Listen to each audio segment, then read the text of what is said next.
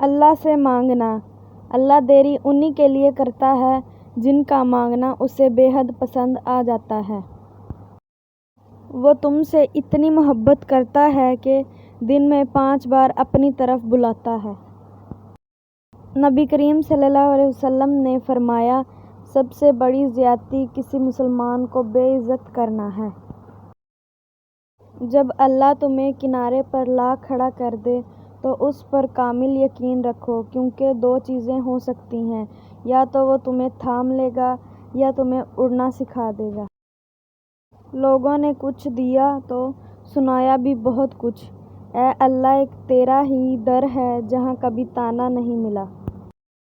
صرف جائے نماز وہ جگہ ہے جہاں رو لو تو سامنے والا تماشا نہیں بناتا۔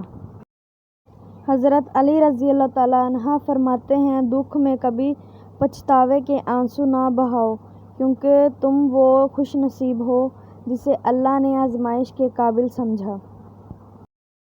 حضرت علی رضی اللہ تعالیٰ عنہ فرماتے ہیں، اپنی سوچوں کو پانی کے قطروں سے زیادہ شفاف رکھو، کیونکہ جس طرح قطروں سے دریا بنتا ہے اسی طرح سوچوں سے ایمان بنتا ہے۔ وہ تم سے اتنی محبت کرتا ہے کہ دن میں 5 بار اپنی طرف بلاتا ہے۔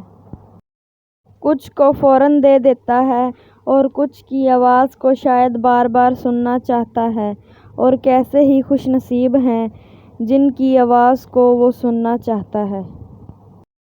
اللہ کے فیصلے۔ اللہ نے اگر دل دعاؤں کی جانب موڑا ہے تو کچھ تو ہے جو اس نے بدلنے کا سوچا ہے۔ اللہ کے فیصلوں پر یقین رکھو، زندگی آسان ہو جائے گی۔ اپنی کہانی پوری کرنا چاہتے ہو تو اپنے سجدے مکمل رکھنا۔ جان لو اگر تم اپنے رب پہ بھروسہ رکھتے ہو تو یہ بھی جان لو کہ تمہارا رب اس بھروسے کو کبھی ٹوٹنے نہیں دے گا۔ کون کہتا ہے کہ اللہ نظر نہیں آتا؟ ایک وہی تو نظر آتا ہے جب کچھ نظر نہیں آتا۔